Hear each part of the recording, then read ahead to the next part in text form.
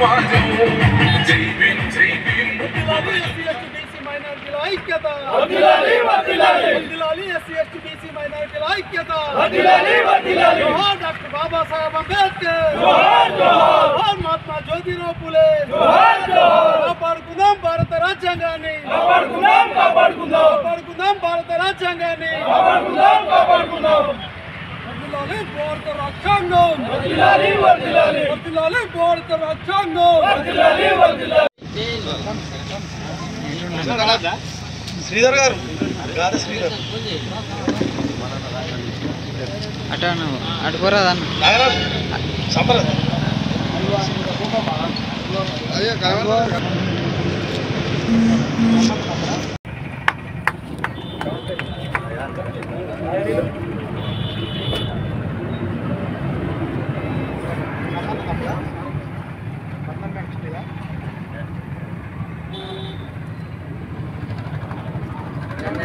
నవీన్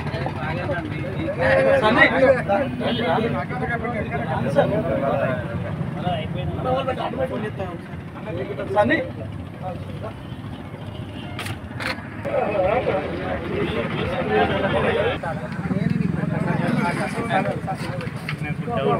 ఒక్క స్టిల్ ఇట్లా వెనుక పెట్టి కొట్టి పంపారు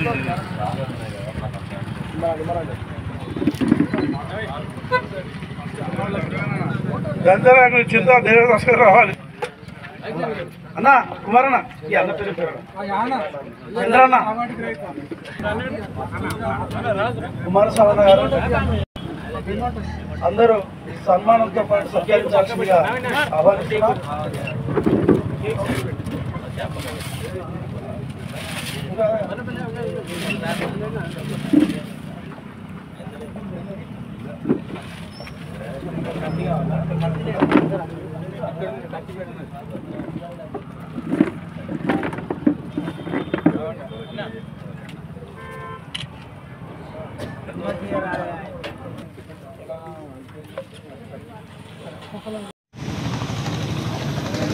నవీన్ సన్నీ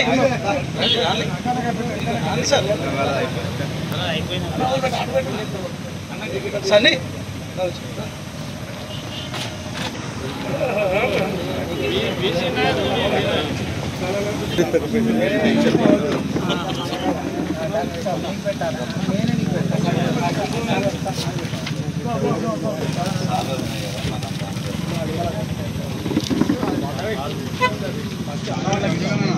గంధరాకులు చింతా దేవదాస్కర్ రావాలి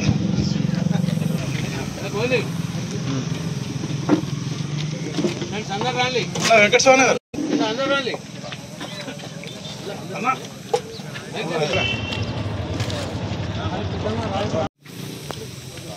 రమణాకర్ అన్న అర్జున్ రత్న అవార్డు గ్రహీత స్టార్చ్ వ్యవస్థాపక అధ్యక్షులు రాజు సార్ గారు, అదేవిధంగా పోలీస్ సారంగపన్న మాజీ సర్పంచ్ వెంకటస్వామి గారు,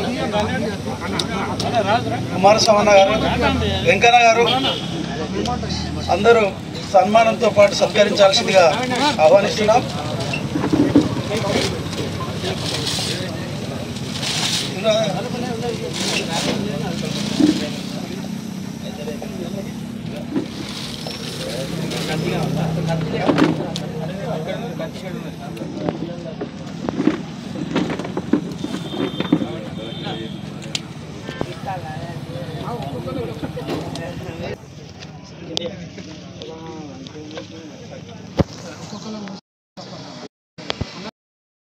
ఇది మామూలు సన్మానం కాదు, నా అసలు సిసలైన సన్మానం. ఇది అంబేద్కర్ ఇష్ట సన్మానం ఉన్నది.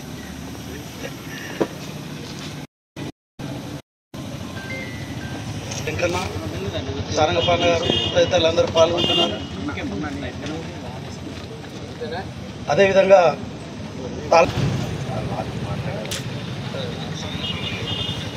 ఈ సన్మాన కార్యక్రమంలో అందరూ పాల్గొనాల్సిందిగా తెలియడం జరుగుతుంది.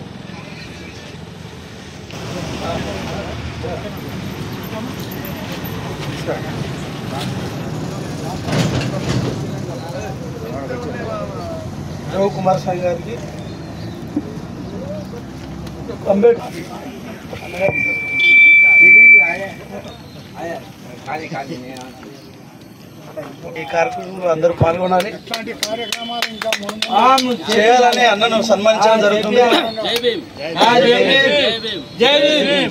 ప్రముఖులు పెద్ద పెద్దలు అందరూ కమ్యూనిస్టు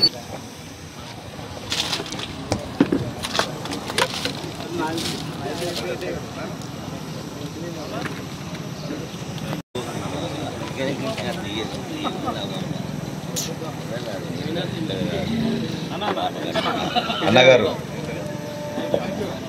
పాలించాల్సి కోరుకుంటున్నాం. జై భీమ్.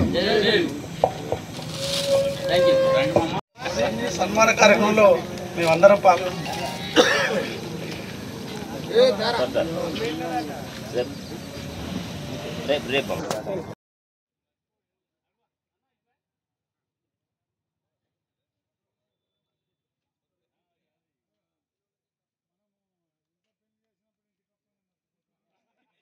ఎవరైనా ఒక కుటుంబ పెద్ద అయినా, లేకుంటే ఒక రైతు అయినా, ఒక ఎంప్లాయ్ అయినా, ఇంకో వ్యాపారి అయినా, ఒక పొలిటికల్ లీడర్ అయినా, ఎవరైనా కావచ్చు, లాస్ట్ ఆయన సర్వీస్ అంతా అయిపోయిన తర్వాత పిల్లలకు బాధ్యతలు అప్పచెప్పేటప్పుడు తను సంపాదించినటువంటి ఆస్తి, తన మీద ఉన్నటువంటి బాధ్యతలు అప్పచెప్తారు.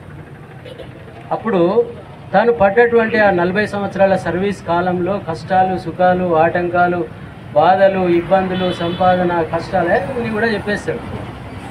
అది ఏ విధంగానైతే జరుగుతుందో దానివల్ల ఏం జరుగుతుంది, బాధ్యతలు తీసుకునే పిల్లలు కానీ, వారసులు కానీ, తనకు అప్పచెప్పేటువంటి బాధ్యతలు కానీ, ఆస్తులు కానీ, వీటికి సంబంధించి దాని విలువ తెలుసుకునే అవకాశం దొరుకుతుంది పిల్లలకు. అంటే మా నాన్న ఇంత కష్టపడితే మాకు ఈ బాధ్యతలు వచ్చినాయి, ఈ ఆస్తి వచ్చింది, వ్యవహారం వచ్చింది అని చెప్పి అనుకోవడానికి ఆస్కారం ఉంటుంది. అదే రకంగా భారత రాజ్యాంగాన్ని వందల మంది కమిటీలో ఒక 10 లక్షల మంది ప్రాతినిధ్యం వహించే ఒక కాన్స్టిట్యున్సీ నుంచి ఎలెక్ట్ అయ్యి ఈ ఇళ్ళకి వచ్చిన వాళ్ళు 100 మంది, 300 ఏదో ఉన్నది, మిత్రులు చెప్తారు. మొత్తం సంఖ్య ఆ రకంగా ఉన్నటువంటి దానిలో అంబేద్కర్ సాబ్ పడ్డటువంటి ఇళ్ళకు రావాలంటే ఎంత కష్టమైంది, ఈ రాజ్యాంగ సభలోకి రావాలంటే ఎంత కష్టమైంది. వచ్చిన తర్వాత ఈ రాజ్యాంగంలో తను పెట్టాలనుకున్నటువంటి మన నిమ్న జాతులు, బహుజనులకు ఎటువంటి రైట్స్ రావాలనే దాని మీద తను స్ట్రగుల్ పడి చేసినటువంటి క్రమంలో ఆటంకాలు ఎవరెవరు ఏ విధంగా ఆటంకపరిచిండు, దాన్ని మనోడు ఎట్లా అధిగమించిండు, ఇవి మనకు తెలియకుండా రాజ్యాంగం మీద మనకు రెస్పెక్ట్ ఎంతో తక్కువ ఉంటుంది. రాజ్యాంగం అంటే మనం దాన్ని రెస్పెక్ట్ చేయాలి ఇంతవరకే.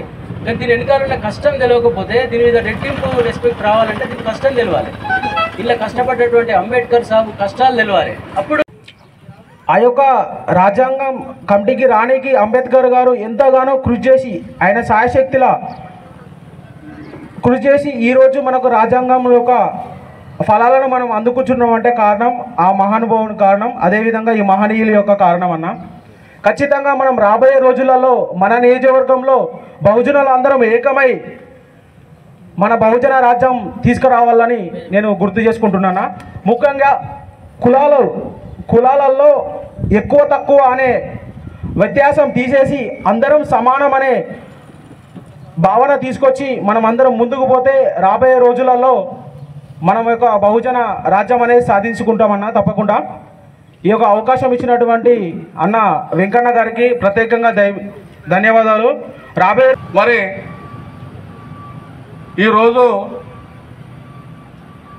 తెలంగాణ ప్రాంతంలో ఉన్నటువంటి 4.5 కోట్ల తెలంగాణ ప్రజలకే కాకుండా వారి యొక్క ముందు తరాల పిల్లల బంగారు భవిష్యత్తు నిర్మాణం కోసం ఒక స్వాస్థ్యమైన పరిష్కార మార్గం కావాలంటే అది ఒక ప్రత్యేక రాష్ట్రం సాధన ద్వారానే సాధ్యమవుతుందని చెప్పని గ్రహించి ఇలాంటి మేధావులు, మనలాంటి చురుకైనటువంటి మేధావులు, కవులు, కళాకారులు, ఇంటలెక్చువల్స్, కార్మికులు, అన్ని రకాల కులాలు ప్రజాస్వామికబద్ధంగా అనేక రకాల వైవిధ్యమైన పోరాట రూపాలతో మరి ప్రజాస్వామిక జరిగినటువంటి ఆ ఉద్యమం కన్నా జాతీయాంకారానికి వ్యతిరేకంగా దక్షిణాఫ్రికాలో నెల్సన్ మండేలా జరిపిన పోరాటంలో పాల్గొన్న అశేష మంది ప్రజల కంటే, అమెరికాలో మార్టిన్ లూథర్ కింగ్ నేతృత్వంలో నల్ల జాతీయుల మౌలిక హక్కుల పరిరక్షణ కోసం జరిగిన పోరాటం కంటే కూడా ఎక్కువ మంది ప్రజల భాగస్వామ్యంతో జరిగిన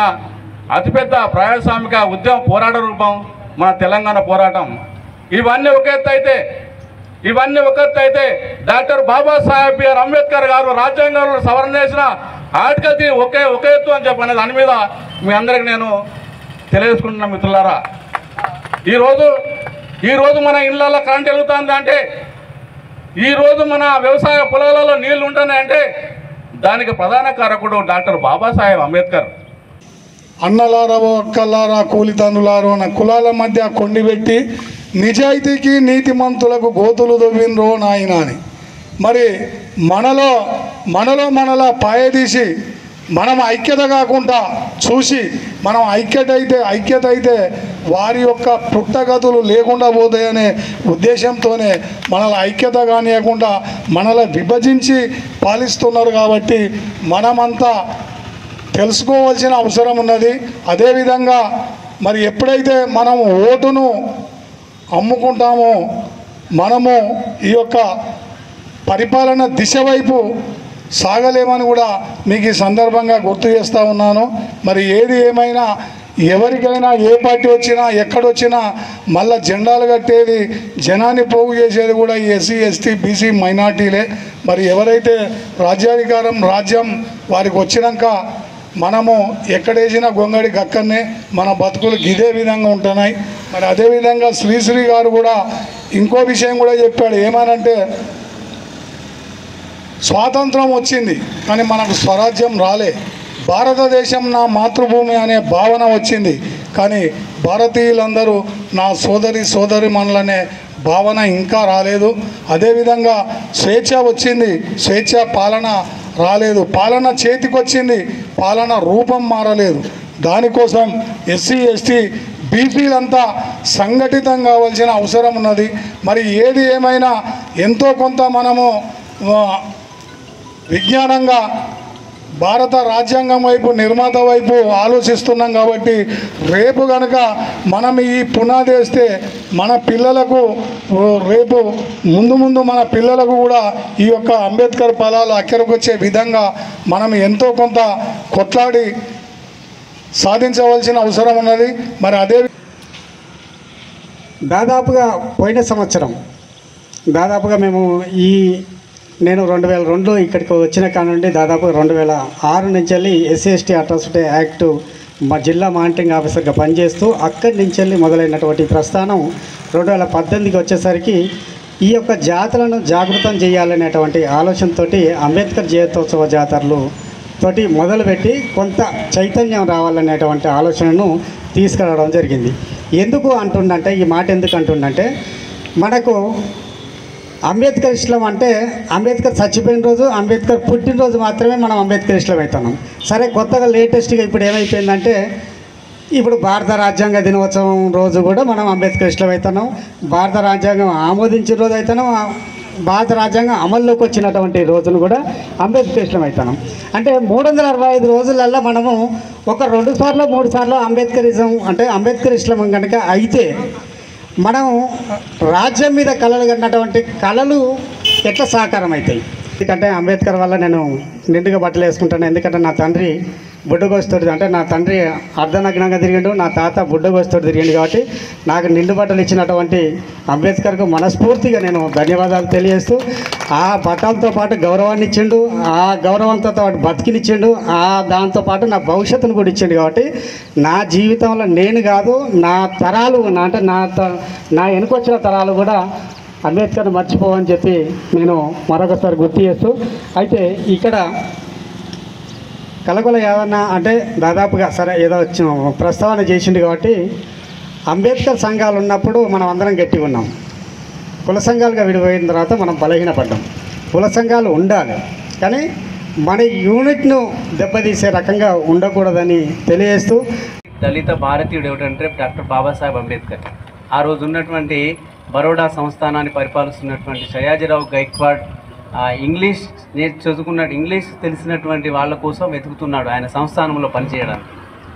ఆ రోజులు మరి ఈయన సంస్థానానికి రాజైనా కూడా బ్రిటిష్ వాళ్ళకి కప్ప కట్టాలి, వాళ్ళతో మాట్లాడాలి, వాళ్ళతో డ్రాఫ్టింగ్ ఇతరత్ర కమ్యూనికేషన్ ఉండాలి. కాబట్టి ఆ ఇంగ్లీష్ ఎవరైతే బాగా చదువుతారు మాట్లాడతారు అని ఒక ప్రతిభ గల విద్యార్థి కోసం వెతికే క్రమంలో బాబాసాహెబ్ అంబేద్కర్ ఆయన దృష్టిలో పడడం, ఆయనని అమెరికాకు పంపించడం, ఈయన కొలంబియా యూనివర్సిటీలో చదువుకోవడం, అక్కడ జాన్ డ్యూయి లాంటి గొప్ప ప్రొఫెసర్లతో పరిచయాలు ఏర్పడడం, అలా ఆయన తను అనుకున్నటువంటి కార్యాచరణను అక్కడనే కొలంబియా యూనివర్సిటీలోనే రూపొందించుకున్నాడు. ఎప్పుడైతే ఈయన కొలంబియా యూనివర్సిటీలో చదువుకుంటున్నాడో ఇక్కడ ఉన్నటువంటి బ్రాహ్మణులు గగ్గోలు పెట్టిండ్రు. ఒక అంటరానివాడు, ఒక మెహర్, ప్రజలు కట్టేటువంటి పన్నుతోటి ఒక రాజు చదివిస్తే చదవడమా, వెంటనే వెనక్కి రావాలి, చాలా గగ్గోలు పెట్టారనమాట. ఏదేమైనప్పటికీ తను అనుకున్నటువంటి గ్రాడ్యుయేషన్ పూర్తి చేసుకొని తిరిగి మళ్ళీ ఇండియాకు వచ్చి ఆ బరోడా సంస్థానంలో సయాజీరావు గైక్వాడ్ దగ్గర సెక్రటరీగా చేరాడు, ఆర్మీ సెక్రటరీగా చేరి అక్కడ కూడా చాలా అవమానాలు ఎదుర్కొన్నాడు. ఆయన కుర్చీలో కూర్చుంటే ఆయనకు మంచినీళ్ళు ఇచ్చేటువంటి అటెండర్ ఇట్లా దూరం నుంచి పడేసేవాడు, ఫైళ్ళు తీసుకొచ్చి ఇట్లా పడేసేవాడంట. అలా ఈ అవమానాల గురించి చెప్పుకుంటూ పోతే మామూలుగా అవమానపడలేదు ఆయన. ప్రతి అవమానం ఆయనలో కసి రేపింది తప్ప ఎప్పుడు కూడా ఆయన వెనక్కి తగ్గలేదు. ఆయన స్వాతంత్ర పోరాటంలో అంటే చాలా రకాల అక్కడ నుంచి సయాజీరావు గైక్వాడ్ దగ్గర నుంచి వచ్చి ముంబైలోని సిడెన్ హోమ్ కాలేజీలో ప్రొఫెసర్గా చేరిండు. అక్కడ కొన్ని రోజులు ప్రొఫెసర్గా ఉద్యోగం చేసిండు. అక్కడ కూడా ఇవే అవమానాలు ఎదురైనాయి. అది మానేసి మళ్ళీ వెళ్ళి ముంబైలోని కోర్టులో న్యాయవాదిగా చేరిండు. అక్కడ ఒక కేసులో ఒక నిర్దోషికి మరణశిక్షణ పడితే దాన్ని తప్పించిండు. అప్పటి నుంచి ఆయన న్యాయవాదిగా కూడా చాలా పేరు ప్రఖ్యాతులు గాంచినటువంటి లాయర్గా ఎదిగిండు. అక్కడి నుంచి మళ్ళీ లండన్కి వెళ్ళి తను అనుకున్నటువంటి డిఎస్సిని మళ్ళీ పూర్తి చేసి ఆ లండన్ నుంచి మళ్ళీ తిరిగి ఇండియాకు వచ్చేసాడు. ఆయన ఒక మూక్ నాయక్ అనేటువంటి పత్రికను కూడా ప్రారంభించాడు. ఇక మనం ముఖ్యంగా చెప్పుకోవాల్సింది భారత స్వాతంత్ర్యంలో అంబేద్కర్ పాత్ర ఎంత అనేది చెప్పుకున్నప్పుడు, ఒకవైపు స్వాతంత్ర పోరాటం చేస్తూనే మరి భారతదేశానికి స్వాతంత్రం ఇవ్వక తప్పని పరిస్థితి బ్రిటిష్ వాళ్ళు.